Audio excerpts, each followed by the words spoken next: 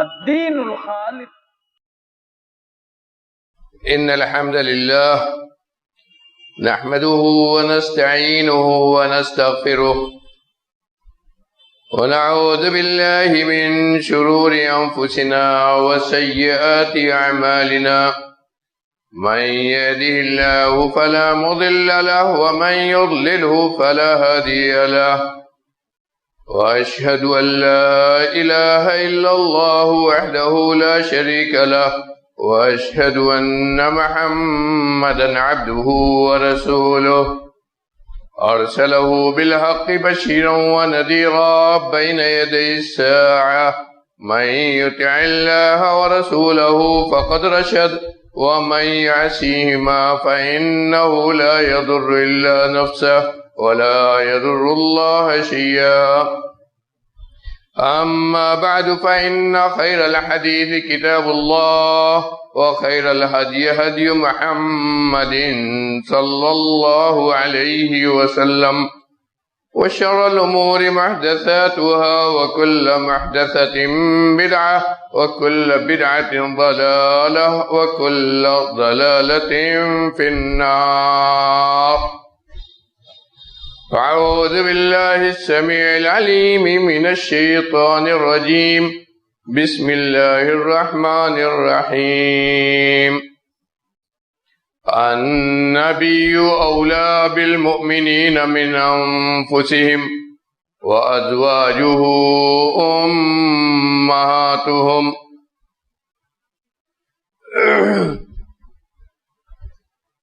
وقال في موضع آخر لستن كأحد من النساء.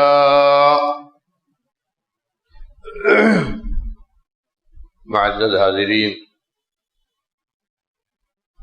دینی بھائیوں، نوجوان احباب، اسلامی ماں اور بہنوں، جیسا کہ آپ نے سنا، مقامی جمعیت اہل حدیث کا ایک بہت ہی خوش آئند اقدام ہے جس پر وہ قابل دعا، قابل مبارکباد ہمارے احباب، جنہوں نے ایک ایسا پروگرام کا سلسلہ شروع کیا ہے جو ہمارے اپنے نبی سے تعلق اور پیارے نبی سے محبت کی ایک نشانی. ہم اہل حدیثوں کے بارے میں عام طور پر پوری دنیا میں یہ پروپگنڈا کیا گیا ہے اور کیا جاتا رہتا ہے کہ یہ لوگ نبی کو نہیں مانتے، نبی کا احترام نہیں کرتے، نبی کے جو اصحاب ہیں اور نبی کی بلکہ نبی کے جو اہل بیت ہیں انہی کی قدر نہیں کرتے. اس تعلق سے ہمارے اوپر مختلف قسم کے الزامات بھی لگائے جاتے ہیں، اور اس کا سب سے بہترین جواب یہی ہے کہ ہم طرح کے پروگرام کریں جس سے یہ پیغام جائے کہ نبی کی سیرت، اسی طرح نبی کے اصحاب اور نبی کی ازواج مطہرات اور نبی کے اہل بیت، ان سب کی سیرت کو ہم اس طریقے سے پڑھتے ہیں جو صحیح حدیث میں ہے اور جس کی صحیح طور پر قرآن نے ہمیں تعلیم دی ہے. اس تعلق سے اگر ہم دوسرے لوگوں کے خطابات کو سنیں، ان کی کتابوں کو پڑھیں، تو دیکھیں گے کہ وہاں موضوع من گھڑت روایات اور اس تعلق سے نہ جانے کیسے کیسے عقیدے سب بھرے پڑے ہیں. صحیح احادیث کے اندر اس تعلق سے اتنی ساری باتیں ہیں کہ وہی ان حضرات کی نبی کریم صلی اللہ علیہ وسلم سے متعلق تمام حضرات کی، چاہے وہ مرد ہو کہ عورت، سب کی فضیلت اس قدر وارد ہے کہ ہمیں کہیں اور کچھ بیان کرنے کی ضرورت نہیں ہے، بلکہ موضوع روایات میں موضوع من گھڑت جو روایات ان لوگوں کے ہاں بیان ہوتی ہیں ان میں بہت ساری ایسی باتیں ہیں جو براہ راست عقیدے سے جا کر ٹکراتی ہیں، صحیح عقیدے سے جا کر ٹکراتی ہیں۔ خاص طور پر اہل بیت کے تعلق سے جو کچھ بیان کیا جاتا ہے تو ایک طبقہ تو وہ ہے جسے ہم روافض کہتے ہیں، جو ازواج مطہرات ہی کو مسلمان نہیں مانتا ہے، ازواج مطہرات ہی پر ان کے بہت سارے اعتراضات ہیں، اور کچھ خاص جو جن کو وہ اپنا امام مانتے ہیں انہیں کو اہل بیت کے اندر داخل مانتے ہیں، اور پھر ہمارے وہ بھائی جو ان سے بہت ساری عقیدے و فکر متاثر ہیں، ان کے ہاں بھی بہت ساری اس طرح کی چیزیں۔ اس لیے میں سمجھتا ہوں کہ اس طرح کا پروگرام ہمیں بار بار منعقد کرنا چاہیے۔ اللہ تعالی ہمیں حق کہنے، حق کو سمجھنے اور حق کی پیروی کرنے کی توفیق ارزانی فرمائے، ہماری اس نشست کو قبول فرمائے، اور ہمارے جو احباب ان نشستوں کو منعقد کرنے کے لیے لگے ہوئے ہیں رب العالمین ان کی کوششوں کو باور فرمائے۔ بھائیو، جیسا کہ آپ نے سنا، آج جو سلسلہ شروع کیا گیا ہے وہ متعلق ہے نبی کریم پیارے نبی جناب احمد مجتبیٰ محمد مصطفیٰ صلی اللہ علیہ وسلم کی ان پاکیزہ بیویوں کے تعلق سے جن کو اللہ رب العالمین نے قرآن میں ہماری ماں کہا ہے، وَأَزْوَاجُهُ أُمَّهَاتُكُمْ، نبی کی جو بیویاں ہیں وہ تمہاری مائیں ہیں۔ اس لیے سب سے پہلے دو چیزیں ہمیں ازواج مطہرات کے سلسلے میں بس اصولی طور پر سمجھنا چاہیے۔ پہلی چیز تو یہ ہے کہ ازواج مطہرات کا مقام کیا ہے، اور دوسری بات یہ ہے کہ رشتہ داری وغیرہ جو چیزیں ہیں اس کے تعلق سے ازواج مطہرات کے سلسلے میں ہمیں کیا سمجھنا چاہیے۔ پہلی بات تو یہ کہ جس طرح عام صحابہ کرام کے بارے میں ہم یہ کہتے ہیں کہ ہر صحابی ہر وہ آدمی جس نے نبی کریم صلی اللہ علیہ وسلم کو ایمان کی حالت میں دیکھا اور ایمان کی حالت میں اس کا انتقال ہوا، چاہے وہ مرد ہو یا عورت، وہ سب کے سب صحابی ہیں۔ اور جو صحابی ہیں جس نے اپنی آنکھوں سے ایمان کی حالت میں نبی کریم صلی اللہ علیہ وسلم کو دیکھا ہے اور اسی پر اس کا انتقال ہوا ایمان کی حالت میں، وہ جنتی ہے، اسے جنتی ہونے میں کوئی شبہ نہیں ہے۔ یہ خوشخبری، یہ بشارت اس جماعت کے بعد کسی اور جماعت کو حاصل نہیں۔ اس جماعت میں چاہے وہ مرد ہو یا عورت، اور اس جماعت میں سب سے آگے کون آئے گا؟ وہی جن کو ہم نبی کی بیویاں اور اپنی مائیں کہتے ہیں، سب سے مقدم وہی۔ تو اس میں تو کوئی یہ عقیدہ رکھنا ہی ضروری ہے کہ سب کی سب جنتی ہیں، یہ سب کی سب جنتی ہیں، اور اس کے بعد ان کی کیا فضیلت بیان کی جائے۔ اس کے بعد والے جتنے ہیں، اس جماعت کے بعد والے جتنے ہیں، کسی کے بارے میں چاہے وہ جتنا بڑا ولی بزرگ ہو جائے، جتنا بھی ہم اس کو متقی پرہیزگار بنا لیں، اور دنیا والے چاہے اس کے در کو جتنا مضبوط در سمجھ کے اس کے در پر سجدہ کرنے لگے، لیکن اس مقام کو نہیں پا سکتا وہ جس مقام کو صحابی، وہ مرد ہو عورت، صحابی یا صحابیہ جس مقام کو رہے۔ وہ جتنے بڑے ولی ہیں، بعد کا کوئی بھی فرد اتنا بڑا ولی ہو ہی نہیں سکتا ہے۔ اس لیے ان سے محبت یہ ہمارے ایمان کا تقاضا ہے۔ ایمان، جس کو ایمان کہا گیا ہے کہ ان سے محبت یہ ہمارا ایمان ہے، یہ ہمارا ایمان ہے، اور ان سے بغض اور ان سے نفرت، ان میں سے کسی سے بھی، یہ بغض حقیقت میں نفاق، کفر ہے۔ سب سے بڑی بات تو یہی ہے اس جماعت کی فضیلت کے تعلق، اس جماعت کی فضیلت کے تعلق۔ دوسری بات یہ ہے خاص طور پر ازواج مطہرات نبی کریم صلی اللہ علیہ وسلم کی پاکیزہ بیویوں کے تعلق سے کہ اللہ نے ان کو ہماری ماں کہا ہے، اور قرآن میں اللہ نے اس بات کی بھی وضاحت کی ہے کہ نبی کے بعد ان کی بیویوں میں سے کسی سے شادی کرنا کسی کے لیے حلال نہیں ہے۔ جس طرح ماں کا درجہ ہے، جس طرح ہماری سگی ماں کا درجہ ہے یا رضاعی ماں کا درجہ ہے، دونوں ماں ہیں، جس سے دودھ پیا ہے وہ بھی ماں ہے اور سگی ماں ہے، اسی طرح ازواج مطہرات کے ساتھ بھی ہمارا رشتہ ماں کا رشتہ ہے۔ ازواج مطہرات کے ساتھ بھی ہمارا رشتہ ماں کا رشتہ ہے۔ اسی لیے جس طرح ماں سے شادی کرنا حرام، اسی طرح ازواج مطہرات میں سے کسی سے بھی شادی کرنا حرام۔ اسی لیے حضرت عائشہ صدیقہ رضی اللہ عنہ کے اس واقعے پر غور کیجئے، ان کے ایک شاگرد نے ایک موقع پر ان سے پوچھا، ایک مسئلہ پوچھنے لگے ان سے۔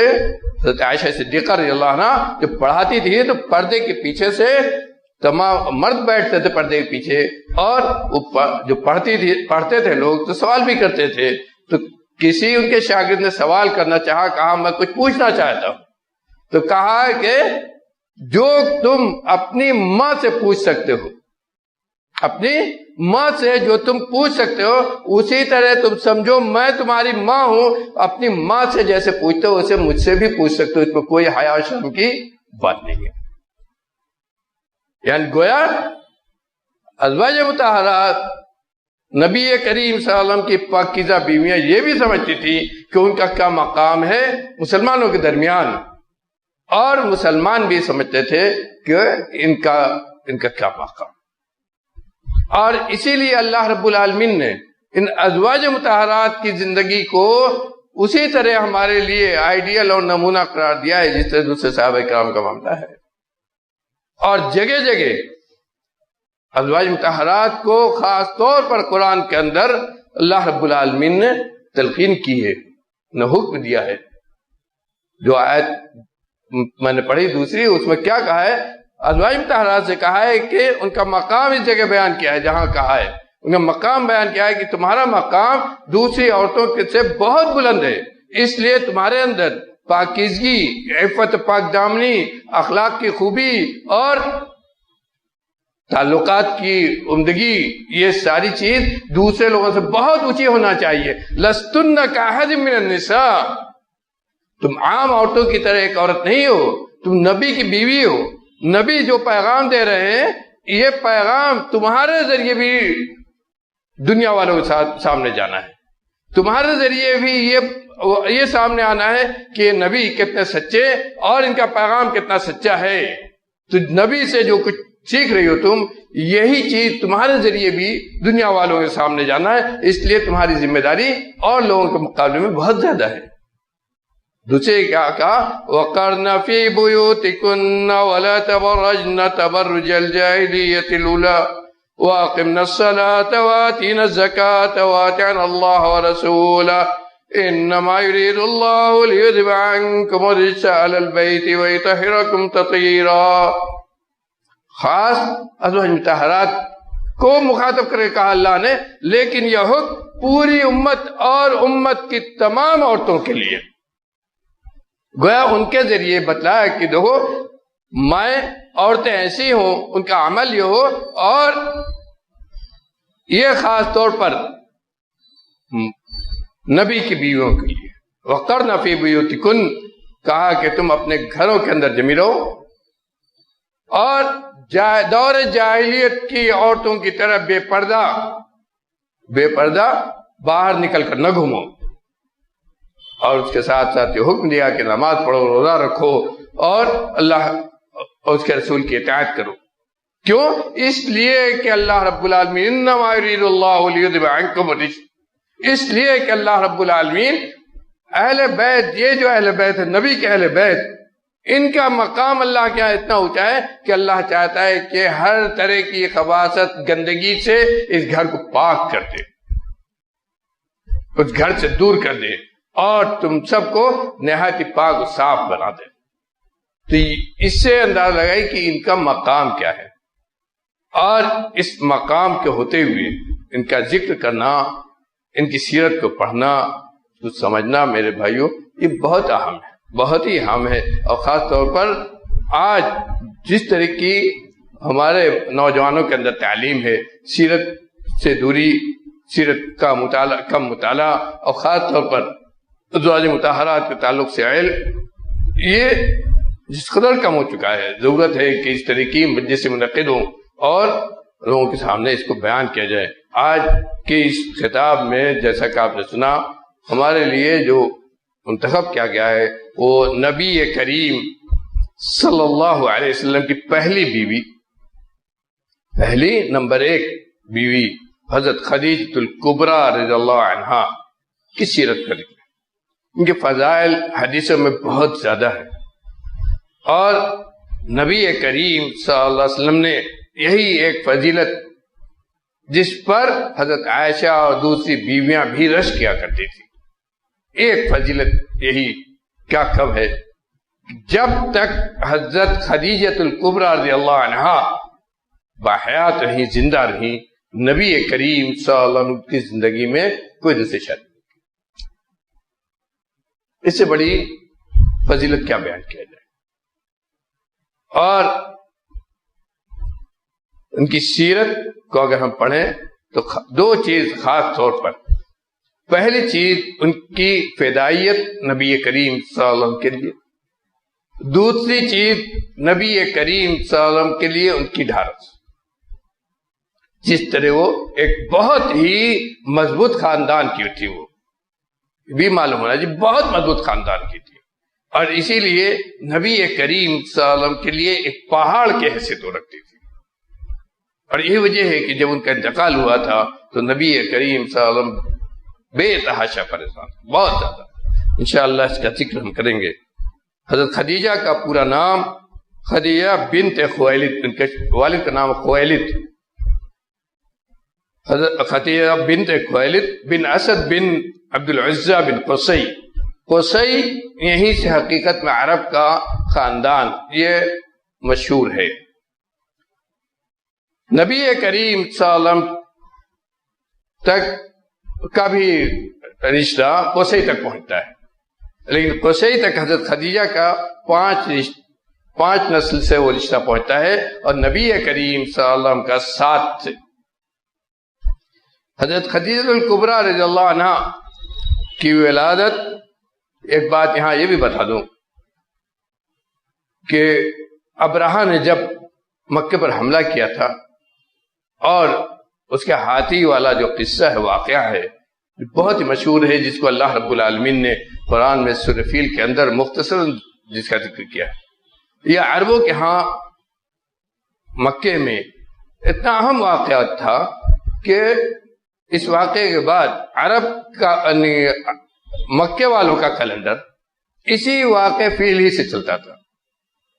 اس واقعے کے بعد عام طور پر وہ جب کہتے تھے کہ فلاں لڑکا کب پیدا ہوا تو کہتے تھے فیل والے سال سے 1 سال پہلے، یا اتنے سال پہلے، یا فیل والے سال کے اتنے سال بعد۔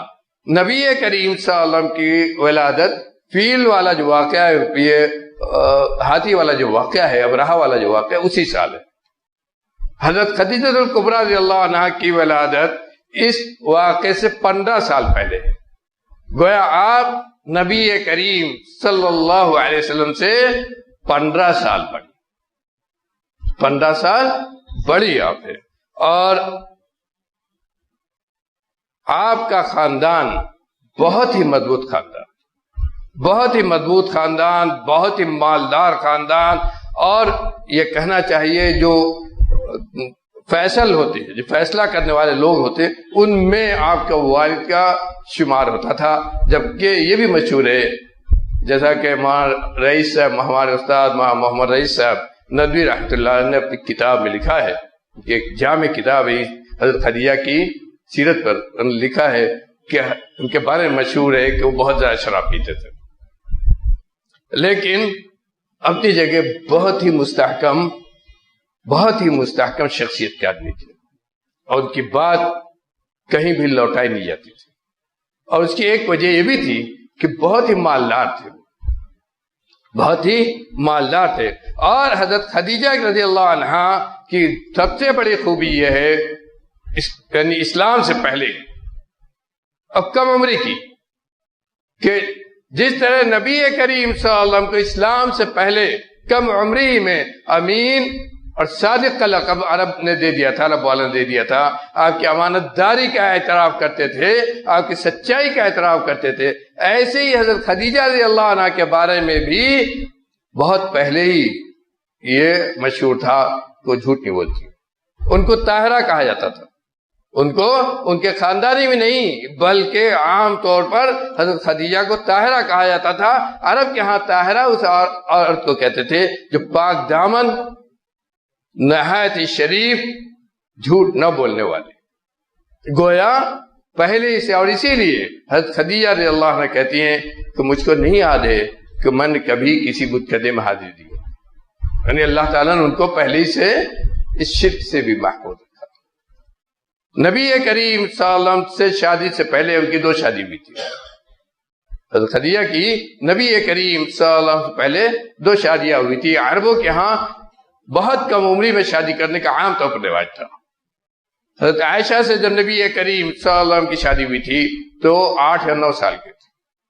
اور اس کی وجہ لوگوں نے لکھا ہے، محمد رئیس صاحب رحمۃ اللہ علیہ نے بھی لکھا ہے کہ عرب اس زمانے میں خاص طور پر عرب جو علاقہ تھا یہ بہت گرم تھا، اس لیے بچیاں جو ہے بہت پہلے ہی بالغہ ہو جاتی تھی. اس لیے کم عمری میں ان کے ہاں عام طور پر شادی کا رواج تھا. اسی لیے حضرت خدیجہ کا بھی نبی کریم صلی اللہ علیہ وسلم سے پہلے 2 شادی ہوئی تھی. ایک پہلی شادی سے 4 بیٹے تھے اور چاروں کے چاروں صحابی ہوئے. یہ بھی بتا دیں 4 بیٹے تھے، چاروں کے چاروں صحابی ہوئے اور چاروں نے بڑا اونچا مقام پایا. انہی میں ایک حارث تھے جن کو مورخین نے لکھا ہے اول شہید فی سبیل اللہ، اول شہید فی سبیل اللہ جن کو لکھا ہے. یہ واقعہ کیا ہے انشاءاللہ اس کو ہم بیان کریں گے نبی کریم صلی اللہ علیہ وسلم کی بعثت کا بعد کا جب ذکر کریں گے. ان کے 4 بیٹے ان سے تھے اور اس کے بعد دوسری شادی ہوئی. جب پہلے شوہر کا انتقال ہو گیا تب دوسری شادی ہوئی اور دوسری جو شادی ہوئی ان سے نہیں بنی تو اس کے بعد طلاق ہوا. تب تیسری شادی نبی کریم صلی اللہ علیہ وسلم سے. اور جن لوگوں نے بھی آپ کی سیرت پڑھی ہے وہ جانتے ہیں کہ شادی کا جو واقعہ ہے بڑا ہی عبرت تھا، بہت ہی عبرت تھی. اس کا معاملہ یہ ہوا تھا کہ نبی کریم صلی اللہ علیہ وسلم جب چھوٹے تھے، 20 سال سے کم عمر میں تھے، کچھ لوگوں نے 18 لکھا ہے، کچھ لوگوں نے اور بھی کم لکھا ہے. کیا آپ جیسا عربوں میں عام رواج تھا، چونکہ یتیم تھے اور آپ کے چچا پہلے دادا عبد المطلب، اس کے بعد آپ کے چچا ابو طالب نے آپ کی سرپرستی کی، آپ کو پالا، آپ کی پرورش کی. تو اس لیے جب تھوڑا آپ بڑے ہوئے اور تھوڑا سن شعور کو پہنچے تو خود اپنی کمائی کے لیے، اپنے ذریعے معاش کے لیے خود آپ کو فکر ہوئی تھی. اور اسی لیے آپ جو عربوں کے ہاں جن کے پاس بکریاں تھیں، پہلے تو آپ نے مزدوری پر بکریاں چرائی، اس کے بعد کچھ اور جب عمر بڑھی تو اونٹ بھی آپ نے چرایا. عام طور پر یہی ہم ذکر کرتے ہیں آپ نے بکریاں چرائی، حقیقت میں آپ نے اس کے بعد اونٹ بھی اجرت پر چرایا تھا.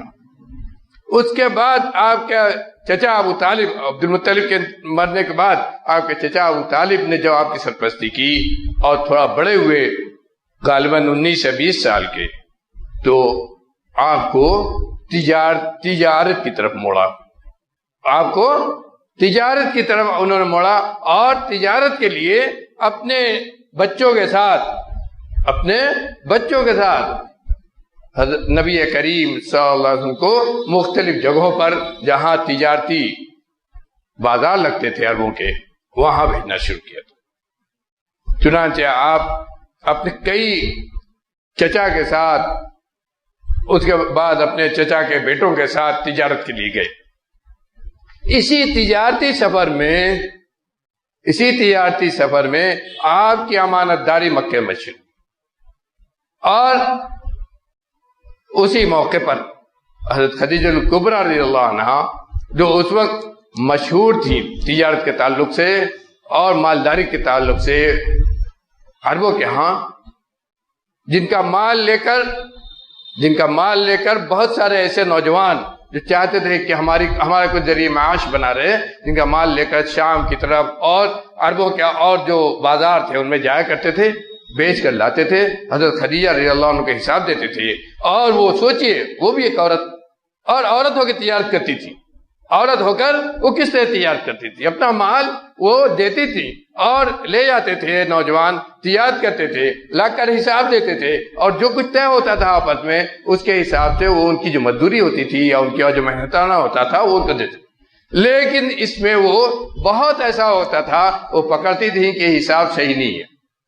بہت ایسا ہوتا تھا کہ وہ دیکھتی تھی کہ اس میں بے ایمانی ہو رہی ہے. ایسے ہی موقع پر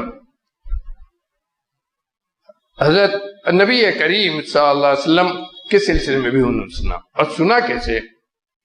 آپ کے ساتھ، آپ جو جاتے تھے تجارت کے لیے تو آپ کے ساتھ ایک آپ کے ساتھی ہوتے تھے جن کا نام صاحب، کچھ لوگوں نے لکھا ہے کہ کچھ لوگوں نے ابو صاحب لکھا ہے، جو آپ کی طرح بہت ہی بااخلاق اور بعد میں صحابی ہوئے، ایمان لائے آپ پر، صحابی ہوئے، وہ بھی آیا کرتے تھے. انہوں نے حضرت خدیجہ سے نبی کریم صلی اللہ علیہ وسلم کا ذکر کیا اور کہا کہ میرے ساتھ جو آپ بھیجتی ہیں تو میرے ساتھ بھی تجارتی سفر میں ایک نوجوان ہوتا ہے، جو نوجوان مکہ کی اس وادی میں سمجھتا ہوں سب سے زیادہ ایماندار اور سب سے زیادہ بااخلاق ہے، اور اگر آپ دیکھیں گی تو ہو سکتا ہے کہ آپ خود اس سے شادی کر لیں. غور کیجئے کیا بات ہے. کہا کہ اگر آپ ان کے بارے میں جانیں گی اور آپ ان کو دیکھیں گی، ان کے معاملات کو دیکھیں گی تو ہو سکتا ہے کہ آپ ان سے شادی ہی کر لیں. تو انہوں نے نبی کریم صلی اللہ علیہ وسلم کو بلایا، لیکن آپ اتنا آسان سے چلے نہیں گئے. انہوں نے کہا کہ مجھے کسی عورت کے پاس، نبی کریم صلی اللہ علیہ وسلم کی سیرت کو پڑھیے، سوچئے ابھی نبی نہیں ہوئے تھے، ابھی عمر کم تھی، لیکن اللہ نے کس طرح آپ کی حفاظت کی تھی، اخلاق کیسا دیا تھا کہ کہا کہ میری اس طرح کسی عورت کے پاس جانے کی میری ہمت نہیں ہوتی ہے، مجھے بہت شرم آ رہی. تو حضرت خدیجہ نے اصرار کیا ان سے اور کہا کہ جاؤ ان کو بلا لے آؤ، اور ہم سے جب بات کریں گے تو ان کو سمجھ میں آئے گا کہ کس عورت کے پاس گئے. چنانچہ وہ لے کر گئے حضرت خدیجہ کے پاس، اور وہیں سے حضرت خدیجہ کا تجارتی سفر وہ نبی کریم صلی اللہ علیہ وسلم کے ساتھ شروع ہوا، اور یہی آپ کی شادی کی یہی بنیاد پر. یہ شادی کیسے ہوئی اس کو مولانا محمد رئیس صاحب رحمۃ اللہ علیہ نے اپنی کتاب میں بڑی تفصیل سے لکھا ہے، اس لیے کہ اس سلسلے میں بہت ساری روایات ہیں، کچھ ضعیف ہیں، کچھ ایسے ہی تاریخی روایتیں ہیں، لیکن صحیح روایات کی بنیاد پر جو چیز نکلتی وہ یہ ہے کہ حضرت خدیجہ کی ایک بہن نے خود نبی کریم صلی اللہ علیہ وسلم کے ہاں پیغام نکاح بھیجا اور حضرت خدیجہ کو تیار کیا. ان کے والد کو اس کی خبر نہیں تھی. ان کے والد کو جب خبر ہوئی تو انہوں نے کہا کیسے ہم شادی کر دیں، وہ یتیم لڑکا، اس کے بارے میں معلومات نہیں، ہم اتنے اونچے خاندان والے، ہم اتنے پیسے والے، اور ایک ایسے لڑکے سے تمہاری شادی کیسے ہو. تو انہوں نے، ان کی بہن نے اپنے والد کو اطمینان دلایا، اور اس کے بعد نبی کریم صلی اللہ علیہ وسلم کے ہاں پیغام نکاح گیا اور شادی کی تاریخ طے ہوئی، اور نبی کریم صلی اللہ علیہ وسلم اپنے چچا حضرات کے ساتھ ابو طالب جس میں سب سے آگے تھے حضرت خدیجہ کے گھر گئے.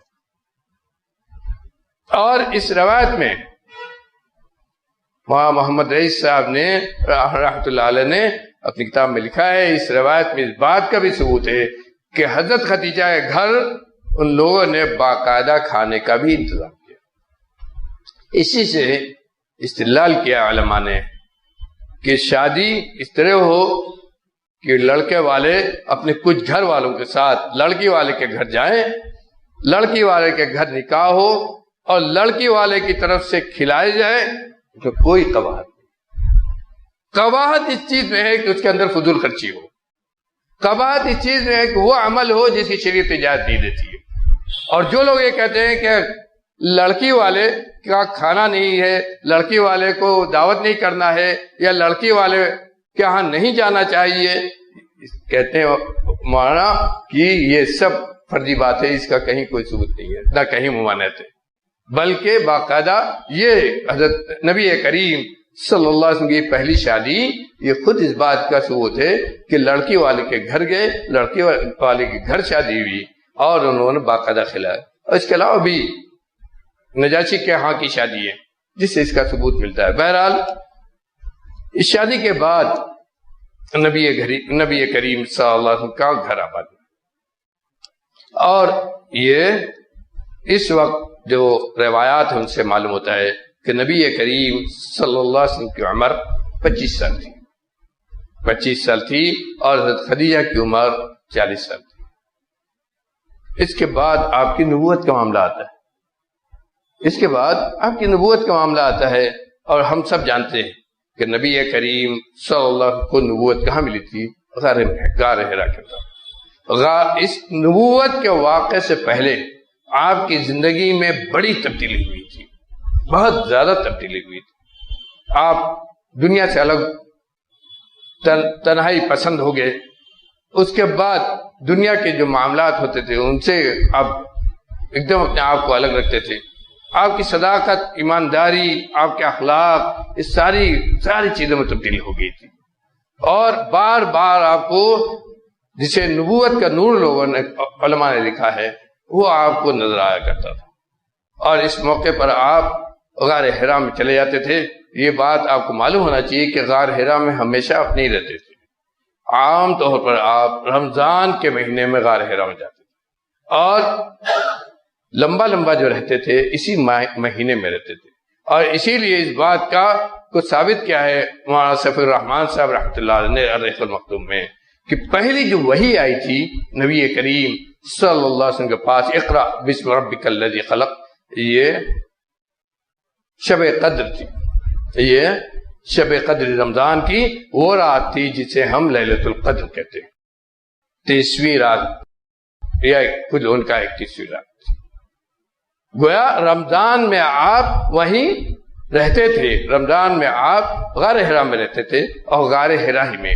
اور صحیح حدیث سے ثابت ہے کہ حضرت خدیجہ الکبریٰ رضی اللہ عنہا جب آپ غار حرا میں رہتے تھے تو آپ کی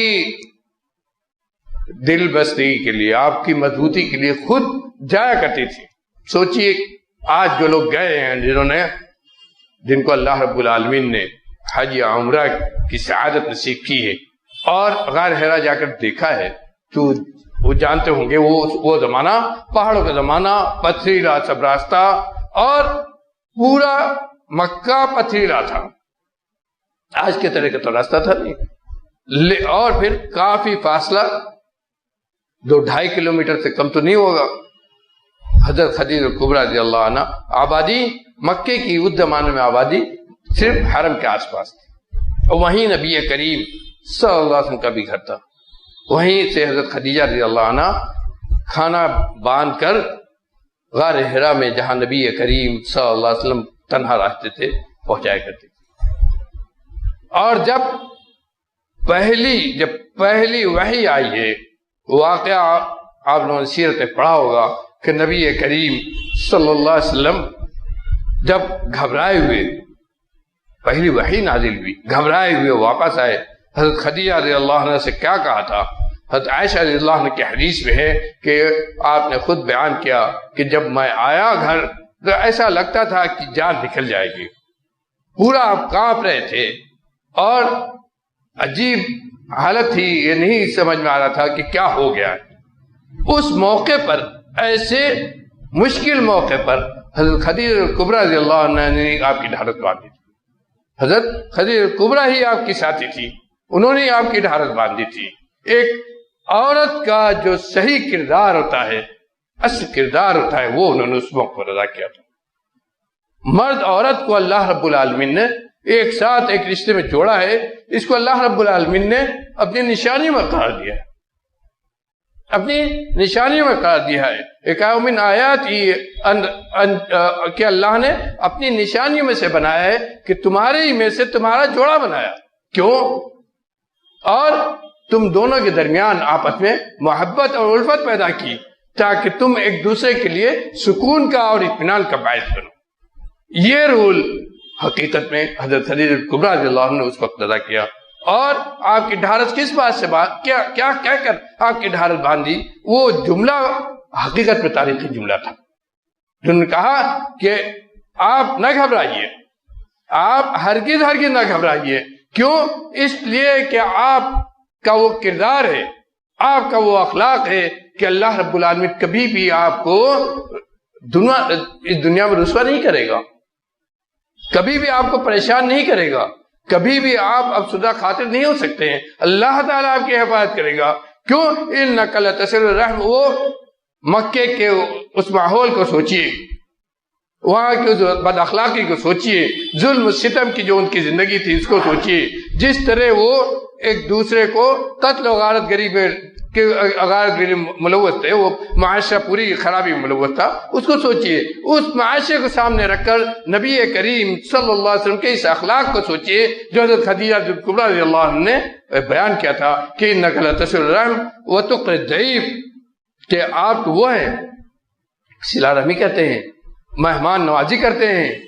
اور جو آدمی محنت نہیں کرتا ہے اس کے لیے محنت مزدوری کر دیتے ہیں. اگر کوئی آدمی اپنا سامان نہیں اٹھا پاتا ہے تو اس کا سامان اٹھا کر آپ پہنچا دیتے ہیں. اور یہی نہیں، آپ حق والوں کو اس کا حق دلانے کی کوشش کرتے ہیں. یہ وہ آپ کے اخلاق ہے کہ اللہ رب العالمین کبھی آپ کو رسوا نہیں کرے گا. اور یہی نہیں بس کیا، بلکہ حضرت خدیجہ کبریٰ رضی اللہ عنہ کے جو ایک چچیرے بھائی تھے، ورقہ بن نوفل، جو اپنے علم کے حساب سے پورے مکے میں مشہور تھے. ان کو پچھلا جو دین تھا، چاہے یہودیوں کا وہ دین رہو یا نصارہ کا، تورات اور انجیل دونوں کے بارے میں ان کو جتنی معلومات تھی، کہتے ہیں کہ اس زمانے میں عرب میں کسی کو اتنی معلومات تھی. بہت بڑے عالم کہے جاتے تھے. ان کے پاس آپ کو لے کر گئی اور ان کو لے جا کر نبی کریم صلی اللہ علیہ وسلم کو ان کے پاس لے گئی. اور کیوں لے گئی؟ تاکہ آپ کا دل اور مضبوط ہو جائے. اس لیے کہ ان کو یقین ہو چکا تھا کہ یہ کوئی ایسا ہی واقعہ نہیں ہے، بلکہ آپ کو حقیقت میں اب نبی بنایا جا رہا ہے. اس لیے کہ انہوں نے اس سے پہلے اپنے چچیرے بھائی ورقہ بن نوفل سے نبی کے آنے کی، ایک نبی کے عرب کے اندر ایک نبی کے آنے کی پیشنگوئی سن رکھی تھی. اور باقاعدہ ورقہ بن نوفل سے ایسے اقوال منقول ہیں جس میں انہوں نے کہا کہ ہم کو یقین تھا کہ بہت جلد عرب کے اندر ایک نبی آئے گا جو آخری نبی ہوگا. تو بلا شبہ حضرت خدیجہ کبریٰ رضی اللہ عنہ کو بھی یہ معلومات رہی ہوگی، اور شاید یہی یقین تھا کہ وہ حضرت ورقہ بن نوفل کے پاس ان کو لے کر گئی. اور انہوں نے کیا کہا جب سنا پورا واقعہ؟ انہوں نے کہا ورقہ بن نوفل نے کہ آپ ہرگز نہ گھبرائیں، جو فرشتہ آپ کے پاس آیا ہے، جو ناموس آپ کے پاس آیا ہے اور جس کا آپ حوالہ دے رہے ہیں کہ وہ آیا اور جس طرح کیا، یہ وہی ناموس ہے بلا شبہ جو حضرت موسیٰ کے پاس آیا کرتا تھا. اور یہاں سے آپ نبی بنائے جا رہے ہیں. یہ نبوت کی ابتدا ہے آپ کے لیے. اور میں تمنا اس بات کی کر رہا ہوں کہ کاش میں بھی اس وقت زندہ رہتا جب آپ کو آپ کی قوم اس شہر سے نکالے گی. آپ کے ساتھ آپ کی قوم وہی معاملہ کرے گی جو پچھلے انبیاء کے ساتھ کیا گیا. اگر میں اس وقت زندہ رہا تو آپ کا سب سے بڑا معاون مددگار ہوگا. اسی لیے علماء نے لکھا ہے کہ چونکہ ابھی آپ نبی نہیں ہوئے تھے، اس کے چند ہی دنوں کے بعد، اس واقعے چند ہی دنوں کے بعد حضرت ورقہ بن نوفل کا انتقال ہو گیا تھا. تو علماء نے لکھا ہے کہ چونکہ ابھی آپ نبی کریم صلی اللہ علیہ وسلم نے نبوت کا اعلان نہیں کیا تھا اور نہ رسالت آئی تھی، ابھی اس سے پہلے انتقال ہوا ہے، اس لیے ان کا شمار مومنین میں ہو. لیکن کسی صحیح حدیث سے یہ چیز ثابت نہیں، کسی صحیح حدیث سے یہ چیز ثابت نہیں. بہرحال تو یہاں پر غور کیجئے، حضرت خدیجہ کبریٰ کا کتنا بڑا رول رہا آپ کے دل کو مضبوط کرنے کے لیے، آپ کے دل کو مضبوط کرنے کے لیے، اور صحیح معنی میں وہ کردار ان کا تھا جو ایک بیوی کا کردار ہونا چاہیے۔ کس طرح پریشانی کے وقت، غم کے وقت، الجھنوں کے وقت اپنے شوہر کی ڈھارس بننا ہے۔ اس کے بعد کی زندگی کو پڑھیے، مکی کی زندگی میں حضرت خدیجہ کبریٰ رضی اللہ عنہ کس طرح نبی کریم صلی اللہ علیہ وسلم کے ساتھ رہی۔ آپ کے اوپر طرح طرح کے مصائب و آلام آئے، جب آپ نے دعوت کی شروعات کی، دعوت کا اعلان کیا، توحید کی طرف لوگوں کو بلایا، تو کس طرح کے حالات آپ کے اوپر رہے، وہ سب آپ کی سیرت کا ایک بہت بڑا حصہ ہے۔ اور ان تمام مواقع پر سب سے مضبوطی کے ساتھ جو آپ کے ساتھ کھڑا رہا، جو شخصیت رہی، وہ حضرت خدیجہ کبریٰ رضی اللہ عنہ۔ سب سے پہلے یہ بھی آپ کو معلوم ہونا چاہیے، سب سے پہلا مسلمان کون ہے؟ حضرت خدیجہ کبریٰ رضی اللہ عنہ۔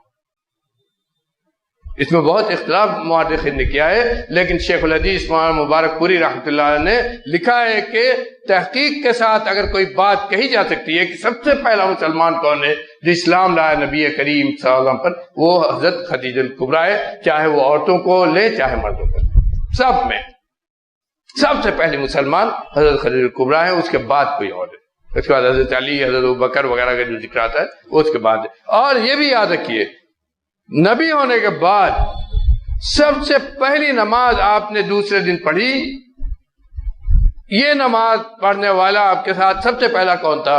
حضرت خدیجہ کبریٰ رضی اللہ عنہ۔ یہ بھی شرف ان کا ہے، یہ بھی فضیلت ہے، سب سے پہلی مسلمان اور نبی کریم صلی اللہ علیہ وسلم کے ساتھ سب سے پہلی نماز پڑھنے والی۔ اس کا حدیث میں کہیں ثبوت نہیں ملتا ہے، کوئی تصریح نہیں ملتی ہے کہ کتنی رکعت نماز آپ پڑھتے تھے اور نماز کی کیا کیفیت ہوتی تھی اور کتنے دن میں کتنی رکعتیں پڑھتے تھے، اس کی تصریح نہیں ملتی ہے، لیکن اس کی صراحت ملتی ہے باقاعدہ کہ نبی نبوت ملنے کے بعد آپ نے نماز پڑھنا شروع کر دیا تھا، اور سب سے پہلے آپ کے ساتھ جس نے نماز پڑھی وہ حضرت خدیجہ ہے، اس کے بعد حضرت علی بن ابی طالب، اس کے بعد حضرت علی بن ابی طالب۔ یہ بھی ان کی بہت بڑی فضیلت۔ اور اخلاق کے بارے میں خود نبی کریم صلی اللہ علیہ وسلم نے ان کے اخلاق کی ہمیشہ تعریف کی ہے، یہاں تک کہ جب آپ ان کے ہاں مزدوری کرتے تھے، آپ حضرت خدیجہ کبریٰ کے ہاں جب مزدوری کرتے تھے، مسلمان ابھی نبی نہیں ہوئے تھے، اس وقت کے بھی اخلاق کا آپ نے بہت زبردست ذکر کیا ہے، بہت ہی زبردست ذکر کیا ہے کہ کتنے اعلیٰ اخلاق تھی۔ کہا ایسی مہمان نواز اور ایسی مزدوری دینے والی اور اس قدر اپنے مزدور کے ساتھ پوری ایمانداری کے ساتھ معاملہ کرنے والی کوئی عورت یا کوئی مرد مکے میں مجھے نہیں ملا۔ یہ معاملات کا معاملہ ہے، تاجر تھی، تجارت کرتی تھی، پیسہ دیتی تھی لوگ، اس میں بے ایمانی بھی ہوتی تھی، ان کے ساتھ دھوکہ بھی ہوتا تھا، لیکن ان کا اپنا معاملہ آپ کیا کہتے ہیں کہ ایسی ایماندار اور اپنے معاملے کی پابند اور لوگوں کے حق کو ادا کرنے والی ایسی کوئی عورت یا ایسا کوئی مرد ہم نے عرب میں پایا ہی نہیں۔ اور اس کے بعد جب دعوتی زندگی آپ کی شروع ہوئی اور مشکلات آئیں تو کیسے کیسے آپ کا ساتھ دیا۔ اسی دعوتی زندگی کا ایک واقعہ ہے جس میں حضرت خدیجہ کے لڑکے حضرت حارث جو ان کے پہلے شوہر سے تھے، ان کی شہادت ہوئی۔ ایک موقع پر نبی کریم صلی اللہ علیہ وسلم کی جیسی عادت تھی، عرب کے سردار بیٹھے رہتے تھے اور آپ جا کر اپنی دعوت پیش کرتے تھے، سناتے تھے، قرآن سناتے تھے۔ تو حرم مکی کے اندر کعبہ کے قریب رکن یمانی کے قریب کا یہ واقعہ ہے، جو مشرکین وہاں تھے وہ آپ کے اوپر ٹوٹ پڑے۔ جب ٹوٹ پڑے مارنے لگے تو خبر لگی حضرت خدیجہ رضی اللہ عنہ کو، وہ پہنچی اور بچانے لگی۔ تو اسی موقع پر حارث جو ان کے پہلے شوہر سے تھے اور اس وقت مسلمان ہو چکے تھے، وہ بھی پہنچے اور نبی کریم صلی اللہ علیہ وسلم کو چھوڑ کر آپ کے لڑکے ربیب کہتے ہیں، نہیں آپ کے سوتیلے لڑکے تو ہوئے حارث، حضرت خدیجہ رضی اللہ عنہ کے بیٹے، ان کو اسی جگہ مشرکین نے قتل کیا۔ مورخین نے لکھا ہے کہ پہلے شہید، اول شہید فی سبیل اللہ، مردوں میں سب سے پہلے شہید ہونے والے نبی کریم صلی اللہ علیہ وسلم کے لڑکے حضرت خدیجہ کے لڑکے. اللہ رب العالمین نے کیا شرف دیا، یہ شرف بھی دیا. پہلی جو شہادت مسلمانوں میں سے ہوئی حضرت خدیجہ رضی اللہ عنہ کے لڑکے، اور اس پر ان کا اتنا غم ہوا تھا کہ بہت زیادہ اس کا ذکر کرتی تھی، کیونکہ حارث کیونکہ بہت ہی چہتے لڑکے تھے، بہت زیادہ چہتے لڑکے تھے، اور جو نبی کریم صلی اللہ علیہ وسلم کی خدمت میں ہر وقت تھی. اور اسی سلسلے کا وہ واقعہ ہے جسے شیب ابی طالب کا ہم واقعہ کہتے ہیں. جب نبی کریم صلی اللہ علیہ وسلم کا اقتصادی بائیکاٹ کیا گیا تھا، جب آپ کا اقتصادی بائیکاٹ کیا گیا تھا، اور یہی واقعہ یہ حقیقت میں اتنا سخت واقعہ تھا کہ اسی واقعے کے بعد حضرت نبی کریم صلی اللہ علیہ وسلم کے چچا ابو طالب کا انتقال ہوا، اور اسی واقعے کے بعد حضرت خدیجہ کبریٰ کا انتقال ہوا. اسی واقعے کے بعد انتقال ہوا حضرت خدیجہ کبریٰ رضی اللہ عنہ. حضرت خدیجہ رضی اللہ عنہ سے نبی کریم صلی اللہ علیہ وسلم کو کتنی محبت تھی میرے بھائیوں. ان کی پوری سیرت کو ہم پڑھیں تو اندازہ لگے گا کہ دین کے ساتھ ان کو کتنی محبت تھی، اور اس کے لیے وہ کتنی قربانی انہوں نے دی. سارا کچھ نبی کریم صلی اللہ علیہ وسلم کہا ایک حدیث میں کہ خدیجہ الکبریٰ نے حضرت عائشہ سے کہا کہ میری وہ بیوی ہیں جنہوں نے اپنا مال اور اپنی جان سب کچھ میرے لیے لگا دیا اس دین کے لیے جو دین دے کر اللہ رب العالمین نے. حضرت عائشہ رضی اللہ عنہ سے روایت ہے بعد کے مدینے میں یہ بات ہوئی تھی. کہتے ہیں کہ ہجرت کے بعد جب نبی کریم صلی اللہ علیہ وسلم کی 11 بیویاں تھیں، 11 بیویاں اس وقت تھی، کہا کہ اکثر آپ تمام اپنی بیویوں کو چھوڑ کر حضرت خدیجہ کا ذکر بہت کرتے تھے، اور بیویوں کا نہیں، ان کا ذکر بہت کرتے تھے، اور آپ ان کی فضیلت کو بہت بیان کیا کرتے تھے. یہاں تک آپ نے کہا ایک مرتبہ کہ حضرت خدیجہ کے بارے میں پوچھا ان لوگوں نے، تو آپ نے کیا فرمایا، ابصرتها على نهر من انہار الجنہ فی بیت من قصب. کتنی بڑی خوشخبری ہے حضرت خدیجہ کے لیے آپ نے جو فرمائی. اور پھر کیا احساس رہا ہوگا ایک شوہر ہونے کے ناطے نبی کریم صلی اللہ علیہ وسلم. لوگوں نے پوچھا کہ خدیجہ کا انتقال تو مکے میں ہو گیا تھا، جب دین مکمل نہیں ہوا تھا، دین کے احکام فرائض ابھی نہیں آئے تھے، بہت سارے احکام پر انہوں نے عمل نہیں کیا، تو کیا وہ افضل ہے بات کی آپ کی عورتوں سے؟ تو کہا کہ سنو، مجھے خدیجہ دکھائی گئی جنت کے باغات میں سے ایک باغ کے اندر، جو باغ لولو و مرجان یعنی سونے اور چاندی، جو باغ سونے اور چاندی سے بنا ہوا تھا. کہا کہ مجھے خدیجہ دکھائی گئی جنت کے باغات میں سے. ایک مرتبہ حضرت عائشہ صدیقہ رضی اللہ عنہ نے کچھ بات کہہ دی حضرت خدیجہ پر، یہی اسی لیے جو سوکنوں میں آپس میں کچھ ہوتی ہے، بہرحال وہ بھی انسان تھی. حضرت خدیجہ کا بار بار آپ ذکر کرتے تھے، تو انہوں نے کچھ بات کہی، تو آپ نے کیا فرمایا تھا کہ تم لوگ خدیجہ کا ذکر کرتی ہو. خدیجہ وہ ہیں جو میرے اوپر اس وقت ایمان لائی جب لوگوں نے میری تکذیب کر دی، مجھ کو جھٹلا دیا تھا. عرب میری بات نہیں مانتے تھے، لوگ مجھ کو جھٹلا رہے تھے. میں باہر جاتا تھا تو لوگ مجھ کو ساحر، جادوگر اور نہ جانے کیا کچھ، مجنون، پاگل اور نہ جانے کیا کچھ کہا کرتے تھے، طرح طرح تکلیفیں دیا کرتے تھے، روڑے اٹکایا کرتے تھے. اس زمانے میں خدیجہ نے میری ڈھارس بندھائی اور میرے اوپر ایمان لائی. اور یہی نہیں، یہ بھی کہا کہ جب لوگوں نے مجھ کو تکلیف دی تو اس وقت انہوں نے میری ہمت بندھائی، میری ڈھارس بندھائی. لوگوں نے جب مجھ کو ٹھکرا دیا، لوٹا دیا، تو میرے اوپر ایمان لائی. اور یہی نہیں بلکہ اس دنیا میں میرے اوپر ایمان لانوں میں سب سے مقدم رہی، سب سے مقدم. یہ میرے بھائیوں غور کیجئے، یہ فضیلت کس کو حاصل؟ یہ وہ فضیلتیں ہیں جو کسی اور کو حضرت خدیجہ الکبریٰ کے علاوہ کسی اور امہات المومنین بھی کسی کو نہیں حاصل. اور نبی کریم صلی اللہ علیہ وسلم جو اتنی قربت ان کو تھی، یہاں تک معاملہ ہے کہ آپ کی وفات کے بعد، ہجرت کے بعد جب مسلمان مضبوط ہوئے اور مختلف قبائل سے لوگ آتے تھے، تو حضرت خدیجہ کی جو سہیلیاں تھیں، حضرت خدیجہ کی جو سہیلیاں تھیں وہ بھی آپ کے پاس آتی تھی. نبی کریم صلی اللہ علیہ وسلم ان کے لیے الگ خاص انتظامات کراتے تھے. اور یہی نہیں بلکہ حضرت عائشہ کہتی ہیں کہ ان کے ہاں تحفہ تحائف بھی بھجواتے تھے. اسی سے مولانا رئیس صاحب رحمۃ اللہ علیہ نے لکھا ہے کہ اس سے معلوم ہوتا ہے کہ دوست والدین کے دوست اسی طرح بیوی کی سہیلیاں، ان سب کے حقوق ہوتے ہیں اور ان سب سے اپنی رشتہ داری کو مضبوط بنا کر رکھنا چاہیے. میرے بھائیوں، سیرت کے یہ تھوڑا سیرت کا میں کہتا ہوں کہ مختصر ایک پہلو حضرت خدیجہ کی سیرت کا ایک بہت ہی مختصر ذکر ہے. اس کو آپ کو تفصیل سے پڑھنے کے لیے ان کی سیرت کو پڑھنا چاہیے.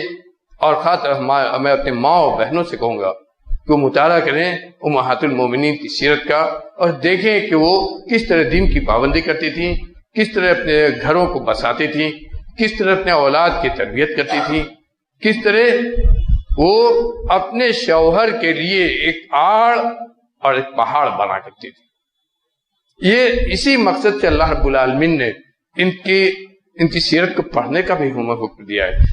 ان اپنے اسلاف کی سیرت کو پڑھنے اور ان کا مطالعہ کرنے کا ایک اہم مقصد، ایک اہم بنیادی مقصد یہی ہے کہ ہم اس سے اپنے لیے عبرت اور نصیحت حاصل کریں. اللہ رب العالمین نے ان کے بارے میں خود کہا ہے فَإِنْ آمَنُوا بِمِثْلِ مَا آمَنْتُمْ بِهِ فَقَدِ اهْتَدَوْا، کہ ایمان ان کا وہ تھا کہ اللہ رب العالمین نے اس کی توثیق کی، اس کو صحیح قرار دیا، اسی کو کہا کہ یہی مثالی ہے. اور ایمان سے مراد صرف ایمان ہی نہیں بلکہ ان کے اخلاق، ان کا کردار، ان کی سیرت، ان کا طریقہ، ان سب کو اللہ رب العالمین نے آئیڈیل قرار دیا.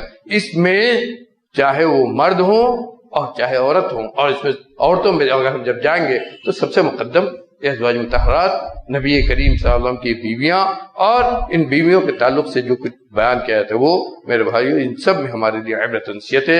اللہ تعالیٰ ہم سب کو کہنے سننے سے زیادہ عمل کرنے کی توفیق عطا فرمائے. ہمیں اپنے اسلاف کی زندگی کو پڑھنے، اس کے ذریعے اپنی اخلاق و کردار کو منور کرنے کی توفیق عطا فرمائے. رب العالمین ہمیں صحیح معنی مسلمان بنائے، دین پر قائم رکھے، اور جب تک دنیا باقی رکھے ایمان کے ساتھ باقی رکھے. خاتمہ بالخیر ہو ایمان کے ساتھ. وما علینا